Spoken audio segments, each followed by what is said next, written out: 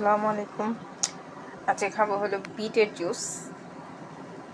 একদম নিজেদের খেতে থেকে উঠানো মাত্র,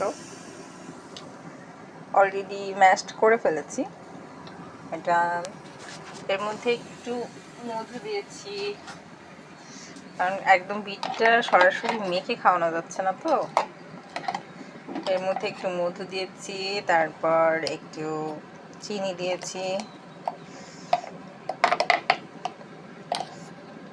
অ্যাকচুয়ালি কেমন হবে আমি এখনো বলতে পারছি না, ভালোই হবে আলহামদুলিল্লাহ। বিট অনেক বেশি স্বাস্থ্যকর, অনেক বেশি উপকারী।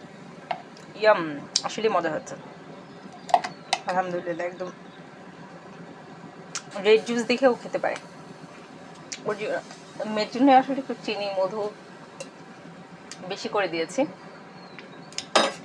আমার কাছে তো বিটের স্বাদটা কিন্তু একটু মূলার মতো লাগে। হ্যাঁ, মূলা মূলা টেস্ট আছে। আমরা তো খেতে পারি, কিন্তু বাচ্চা যেহেতু খাবে না, সো তাকে একটু জুস করে দিলাম। এবার নিশ্চয়ই সে খাবে।